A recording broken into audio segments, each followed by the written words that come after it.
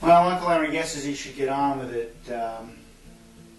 First, for what it's worth, Uncle Larry went and saw Wishmaster the other day because, you know, he was just so depressed. He thought, well, I'll go out and see a horror movie and maybe that'll cheer me up. For $2.50 on Tuesday at the airport, but Uncle Larry got rooked. Don't waste your time with this flick, boys and girls. It's by the producer of Nightmare on Elm Street, but it's pretty much standard, run-of-the-mill, genre fare. There are some clever and gory visual and makeup effects, but not enough to carry the story. It's utterly implausible. The bad guy looks exactly like the evil Emperor from Star Wars 3. Ooh, and you know how scary he was. So, really, don't waste your time. Don't waste your time. The plot is completely implausible.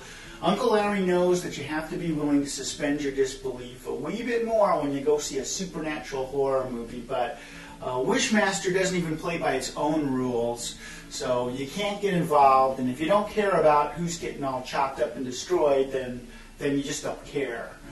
Uncle Larry says pass. Maybe if you came home really drunk some night and you didn't want to go to bed until you sobered up, and it was the only thing on cable, you might want to sit through it, but otherwise. So without further ado, here's Uncle Larry's review of Alien Resurrection.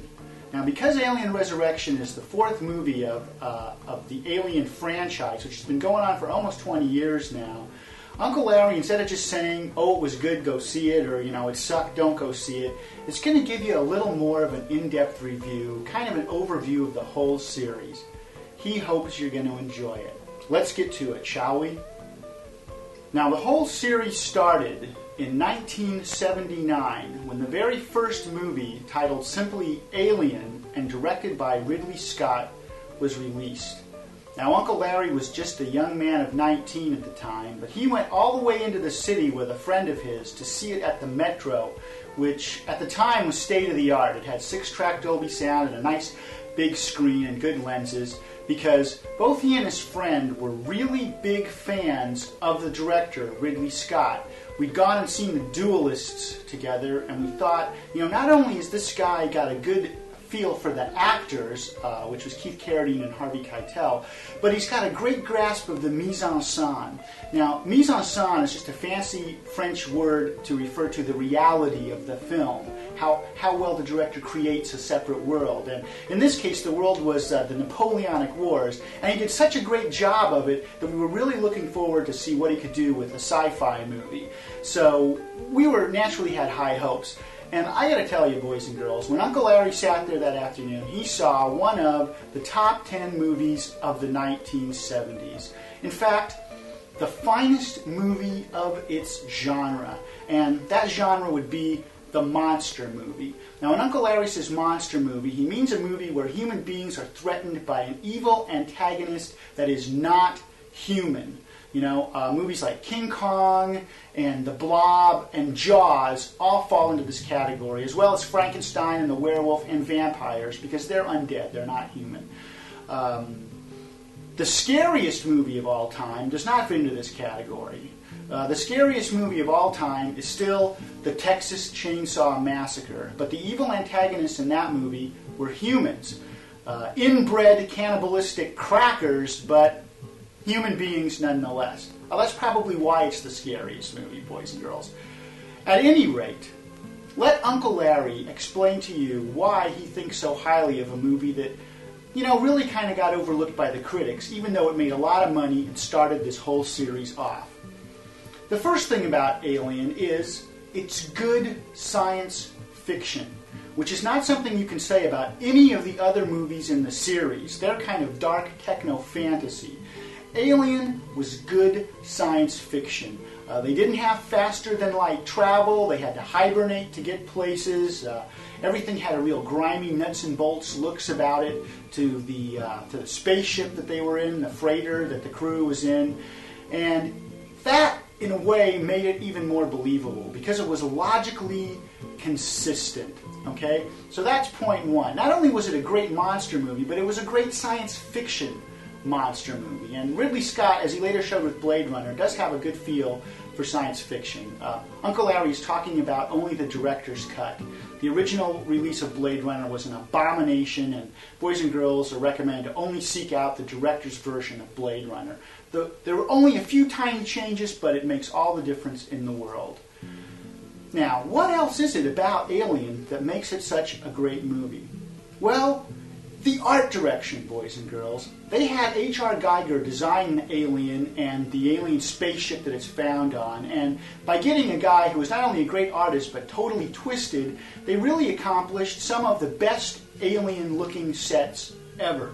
I mean, Uncle Larry's really never seen a better depiction of a totally alien culture as there was in Alien. And of course, Alien has the best movie monster of all times.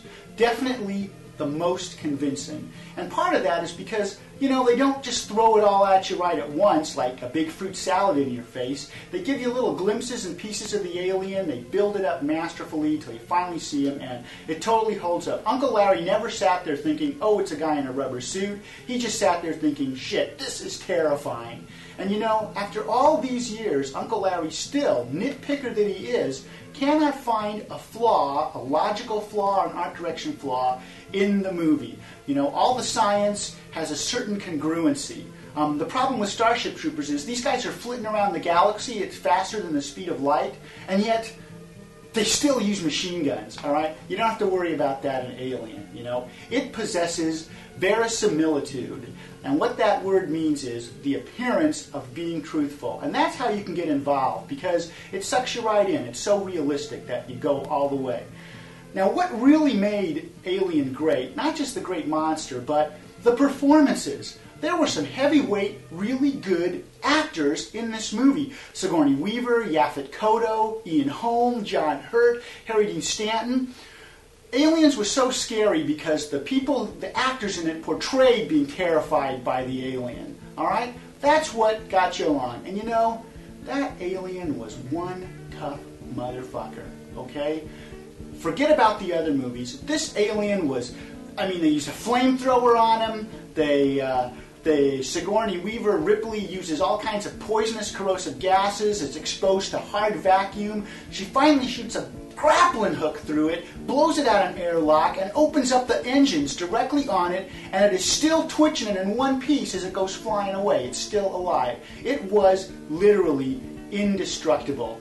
And for that and many reasons more, Uncle Larry thinks Alien really is the finest monster movie ever made. Plus, what a great title. Alien. I mean, you can't get more xenophobic than that. And a great tagline. In space, no one can hear you scream. Which is not only a great horror movie tagline, but it's scientifically accurate. Space is a hard vacuum and there is no sound, in spite of what you might believe after watching a bunch of Star Wars movies, which, as Uncle Larry said, are techno-fantasies. They are not science fiction. So there you have it. Why Uncle Larry thinks Aliens is such a great flick. Alien, that is, boys and girls. Now, it's not, you know, one of the greatest movies ever made because it really just purports to be a great horror sci-fi movie, and it achieves it on every level. In that respect, it is flawless. It is one of the top 10 movies of the 70s. And so, when you judge the other Alien movies, you can't even put it in the same category. You know, those other Alien movies aren't even in the same reality or universe as Alien. If Alien is here, you know, the other movies are totally off the screen. They're in the dumper somewhere. So we're just going to take Alien and put it up here on a shelf and not even think of it in relation to the rest of the movies in the series. Now, we come to Alien Resurrection. Uncle Larry still thinks Aliens by James Cameron, directed by James Cameron, second best movie, but a faint second best. You know, Cameron wanted to have thousands of aliens swarming around, so naturally, 1,000 indestructible aliens, your movie's over in 5 minutes. So he really wussied him out, you know? He really took the edge off the aliens, and it kind of really destroyed it for Uncle Larry, but it's still the second best of the lot. Alien 3, Uncle Larry doesn't even want to get into Alien 3. You know, let's just pretend it never existed.